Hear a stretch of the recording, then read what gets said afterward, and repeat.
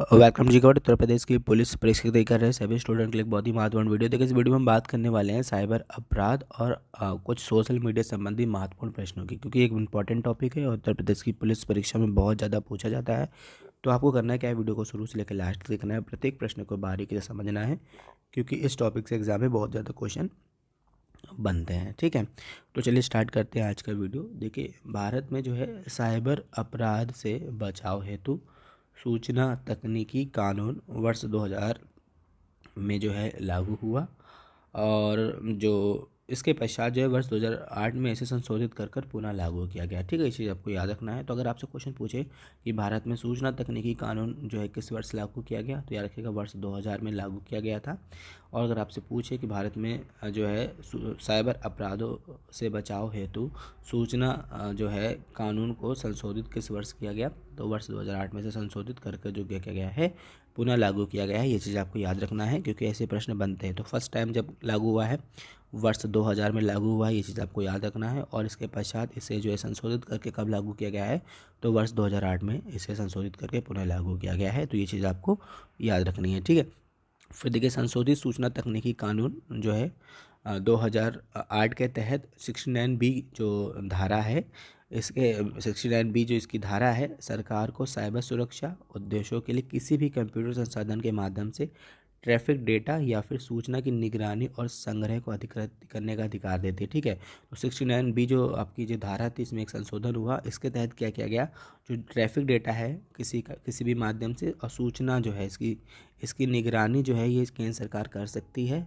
ये किसी भी कंपनी से इस पे निगरानी भी कर सकती है, उनसे डेटा प्राप्त भी कर सकती है। तो ये चीज़ आपको याद रखना है। ठीक है, और ये किस संशोधन के तहत हुआ है, तो ये 69 जो बी धारा है उसके संशोधन के तहत जो है ये काम हुआ है। ठीक है, तो इंपॉर्टेंट क्वेश्चन है, ये चीज़ आपको याद रखना है। ठीक है, और फिर क्या है, केंद्र सरकार ने IT अधिनियम 2000 की धारा 70B के तहत वर्ष 2014 में CERT इन के लिए नियम स्थापित किए हैं, अधिसूचना किए हैं। इस नियम के अनुसार घटना होने के उचित समय के भीतर जो है CERT इनको क्या करना होगा, साइबर सुरक्षा की घटनाओं के लिए सेवा प्रदाताओं के मध्यस्थ डेटा केंद्रों को और कॉर्पोरेट निकायों हेतु रिपोर्ट करना अनिवार्य होगा। ठीक है, तो अगर कोई मतलब 70B क्या बताती है कि अगर कोई फ्रॉड हुआ है तो इन्हें क्या करना होगा, सेवादाता जो कंपनी है इनको जो है सरकार को इस बात को बताना होगा कि यहाँ पर फ्रॉड हुआ है, और ये बात जो है इन्हें जो आपके जो इनके कस्टमर उनको भी बतानी होगी। तो ये 70B के तहत है, ये चीज़ को आपको याद रखना है। 69B बहुत इंपॉर्टेंट धारा है, क्योंकि ये सरकार को किसी के भी डेटा की सुरक्षा मतलब डेटा के एनालिसिस, निगरानी और प्राप्त करने का अधिकार देती है। ठीक है, और 70B के तहत ये कहा गया है कि अगर कोई फ्रॉड होता है तो आपको सूचना देना होगा। तो ये दोनों ही इंपॉर्टेंट धारा है साइबर क्राइम से संबंधित, और ये एग्जाम में बहुत ज़्यादा पूछी भी जाती है। तो ये चीज़ आपको याद रखना चाहिए, और ये आपको खुद जानकारी होनी चाहिए, क्योंकि वर्तमान में साइबर अपराध जो है बहुत ज़्यादा बढ़ चुका है। ठीक है, फिर देखिए क्या बोल रहा है कि 30 नवंबर 2023 को साइबर कानून में संशोधन कर जुर्माने की राशि जो है क्या कर दी गई है, 1 लाख रुपए से बढ़ाकर 1 करोड़ रुपए कर दी गई है। ठीक है, तो अभी एक संशोधन हुआ था 30 नवंबर 2023 को ही। इसमें क्या किया गया है कि साइबर कानून को और ज़्यादा कठिन किया गया। इसके तहत क्या किया गया है कि जो जुर्माने की राशि थी वो क्या है, 1 लाख रुपए से बढ़ाकर सीधा 1 करोड़ रुपए कर दी गई है। ठीक है, तो ये चीज़ आपको याद रखना है। ठीक है, फिर हाल ही में जो है अखिल भारतीय आयुर्वेद विज्ञान संस्थान पर साइबर अटैक किया गया था, ये चीज़ आपको याद रखना है, जिससे केंद्र सरकार ने IP एड्रेस के थ्रू जो है हांगकांग जो इसमें दोषी पाया गया। ठीक है, तो ये चीज़ आपको याद रखना है। तो बहुत बड़ा जो है ये साइबर अटैक था भारत के ऊपर। तो इसमें जो है हांगकांग को दोषी पाया गया, जिसमें चीन के हाथ जो है माने जा रहे हैं। ठीक है, तो ये चीज़ आपको याद रखना है। देखिए, ऐसे ही प्रश्न आपको एग्ज़ाम में देखने को मिलेंगे, क्योंकि साइबर अपराध के प्रति जागरूक होना बहुत ज़रूरी है। अगर आप जागरूक नहीं होंगे तो कोई भी इसमें फंस सकता है। ठीक है, साइबर अपराध को देखते हुए केंद्र सरकार ने देश के प्रत्येक ज़िले में साइबर कमांडो नियुक्त करने के जो है दिशा निर्देश दी हैं। अब देखिए साइबर कमांडो जो है किस लिए नियुक्त किए जा रहे हैं, साइबर सुरक्षा हेतु। तो ये एक विशेष दल होगा, ये सिर्फ क्या करेगा, साइबर सुरक्षा हेतु दिशा निर्देश जारी करेगा, लोगों को जानकारी देगा, लोगों की सहायता करेगा। तो इस कारण क्या किया गया है, केंद्र सरकार ने प्रत्येक जिले में साइबर कमांडो नियुक्त करने का जो है निर्देश दिया है। ये चीज़ आपको याद रखना है, ठीक है। और साइबर अपराध जानकारी एवं शिकायत हेतु हाल ही में हेल्पलाइन नंबर 1930 शुरू किया गया है, ठीक है। तो ये भी महत्वपूर्ण नंबर है और ऐसे ही क्वेश्चन पूछे जाते हैं कि क्या हाल ही में साइबर अपराध की जानकारी एवं सुरक्षा हेतु कौन सा हेल्पलाइन नंबर जारी किया गया है। तो 1930 जो है ये जब भी जारी किया गया है, ये चीज़ आपको याद रखना है, ठीक है। और हाल की एक रिपोर्ट के अनुसार एशिया में सर्वाधिक जो है साइबर अटैक भारत में हुए हैं, ठीक है। ये चीज़ आपको याद रखना है, पूरे एशिया में सर्वाधिक साइबर अटैक जो हुए हैं वो भारत में हुए हैं। और वैसे तो सबसे ज़्यादा साइबर अटैक अमेरिका पर होते हैं, पर यहाँ एशिया में सबसे ज़्यादा जो है साइबर अटैक कहाँ पर हुए हैं, भारत के अंदर हुए हैं। ये चीज़ आपको याद रखना है, ठीक है। चलिए फिर क्या, उत्तर प्रदेश में साइबर अपराधों से निपटने हेतु उत्तर प्रदेश के 57 जिलों में क्या है, साइबर अपराध थाने खोलने की जो है घोषणा की गई है मुख्यमंत्री योगी आदित्यनाथ द्वारा। ये भी आपको याद रखना है, ठीक है। 57 जिलों में साइबर अपराध जो है थाने खोले जाएंगे उत्तर प्रदेश के अंदर। ये चीज़ आपको याद रखनी है, ठीक है। साइबर अपराध से बचाव हेतु और फॉरेंसिक परीक्षण प्रयोगशाला हाल ही में हैदराबाद में खोली गई है। तो अगर आपसे पूछा जाए कि फॉरेंसिक प्रयोगशाला जो है परीक्षण साइबर अपराध के प्रशिक्षण हेतु कहाँ खोली गई है, तो ये आपकी हैदराबाद में खोली गई है। ये चीज़ आपको याद रखना है, ठीक है। चलिए फिर नेक्स्ट क्वेश्चन की बात करेंगे कि साइबर अपराध की जानकारी हेतु राष्ट्रीय साइबर अपराध रिपोर्टिंग पोर्टल वर्ष 2019 में शुरू किया गया था, ठीक है। तो राष्ट्रीय साइबर अपराध रिपोर्टिंग पोर्टल जो है वर्ष 2019 में शुरू किया गया है और ये भी जो है साइबर अपराध से संबंधित है। तो इंपॉर्टेंट क्वेश्चन है आपके लिए। साइबर अपराध एक ऐसा अपराध है जो कंप्यूटर एवं मोबाइल नेटवर्क के माध्यम से किया जाता है। अगर आपसे पूछा जाए कि साइबर अपराध किसे कहते हैं, तो वो अपराध जो कंप्यूटर और मोबाइल के नेटवर्क माध्यम से किया जाता है, इसे हम लोग क्या बोलते हैं, साइबर अपराध कहते हैं, ठीक है।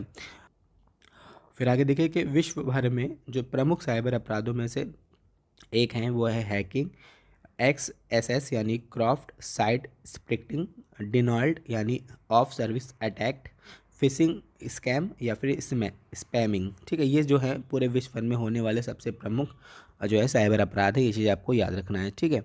फिर क्या है, भारत में वर्तमान में हनी ट्रैप जो है एक प्रमुख साइबर अपराध है। ये चीज़ आपको याद रखना है। अब हनी ट्रैप क्या होता है, इसमें क्या होता है कि ऑनलाइन जो है, इस हनी ट्रैप का मतलब ही होता है कि एक जाल बिछाना, शहद जाल। इसमें क्या होता है, इसमें मोस्टली नौजवान जो युवक जो है फंसते हैं और इसमें युवक और युवती दोनों ही जो है फंसते हैं। ये चीज़ आपको याद रखना है। इसमें होता क्या, ऑनलाइन माध्यम से आपको एक कॉल आती है, ठीक है। उसमें जो सामने से निवस्त्र होकर जो है लड़कियां वीडियो बनवाती हैं, चाहे लड़का हो चाहे लड़की के लिए। फिर उसकी जो स्क्रीन को क्या कर लेती हैं, रिकॉर्ड कर लेती हैं और फिर उन्हें ब्लैकमेल करती हैं कि मतलब आप कोई स्क्रीन देख रहे हैं तो उसमें आपका भी चेहरा और उनके तरफ का भी चेहरा जो है आता है। ये तो अपने कपड़े निवस्त्र कर देती हैं या फिर आपके कपड़ों को भी उतरवा के इस तरह का एक जाल बनाते हैं और इस वीडियो को स्क्रीन के माध्यम से रिकॉर्ड कर लेते हैं, ठीक है। फिर ये आपको ब्लैकमेल करते हैं कि आपका ये वीडियो हमारे पास है जैसे, तो ये आपसे ये पैसे मांगते हैं और अगर आप नहीं देते हैं तो ये मोस्टली ये क्या करते हैं कि आपको फेसबुक के माध्यम से या फिर किसी ऐसे सोशल मीडिया के माध्यम से जुड़ते हैं जहाँ पर आपके और भी लोग जो है हों, ठीक है। तो फिर ये क्या करते हैं कि आपको ब्लैकमेल करने लगते हैं। अगर आप इनको पैसे नहीं भेजते हैं तो ये आपको आपकी ये जो वीडियो है, ठीक है, ये वीडियो क्या करेंगे, आपके रिलेटिव्स को टैग कर देंगे या फिर भेज देंगे। तो इस तरह से इंसान काफ़ी प्रेशर में आ जाता है क्योंकि न्यूडिटी है एक तरीके की, और ये जो है इसमें इंसान काफ़ी प्रेशर में, और इसमें बहुत सारे जो है लड़के लड़कियां बूढ़े सब फंस जाते हैं क्योंकि इस तरह का जो साइबर अपराध इस समय से हनी ट्रैप वाला बहुत तेज़ी से भारत के अंदर जो है वायरल है, ठीक है। तो ये चीज़ आपको याद रखना है। अगर आपके पास किसी भी अननोन नंबर से कॉल आता है तो पहली बात तो आप उसे उठाइए नहीं, ठीक है। और ऊपर से अगर आता है तो कभी कभी ऐसा भी होता है कि ये डायरेक्ट जो कॉल करते हैं और फिर उधर से कुछ आपत्तिजनक जो है चीज़ें होने शुरू हो जाती हैं, लेकिन आप उसे देख ही रहे होते हैं, फिर भी आपकी ये स्क्रीन रिकॉर्ड कर लेते हैं। जैसे आप ऑनलाइन वीडियो में कॉल पे बात करते हैं तो उस पर दोनों लोगों का जो फेस दिखाई देता है, सामने वाले का भी और आपका भी स्क्रीन पे, तो उसे रिकॉर्ड कर लिया जाएगा। तो ये कंफर्म हो जाता है कि इस वीडियो में आप ये चीज़ देख रहे हैं, ठीक है। तो इससे क्या होता है कि आपके अंदर एक हीन भावना उत्पन्न हो जाती है, और अगर इस तरह की वीडियो अगर आपके घर वालों को या फिर आपके रिलेटिव को भेजी जाए तो आप बदनामी का एक डर भी होता है, ठीक है। तो लेकिन भारत के अंदर हनी ट्रैप जो है बहुत तेज़ी से इस समय है। तो ये चीज़ अपने घर वालों, अपने माता पिता या फिर भाई बहन, उनको भी इस चीज़ की जानकारी दिए कि इस तरह का एक जाल जो है साइबर अपराध के थ्रू फैलाया जा रहा है। और भारत में इस समय सबसे तेज़ जो है हनी ट्रैप जो है फैल रहा है। ठीक है, तो ये चीज़ आपको याद रखना है, इंपॉर्टेंट है, क्योंकि यहीं से प्रश्न पूछे भी जाते हैं एग्जाम में।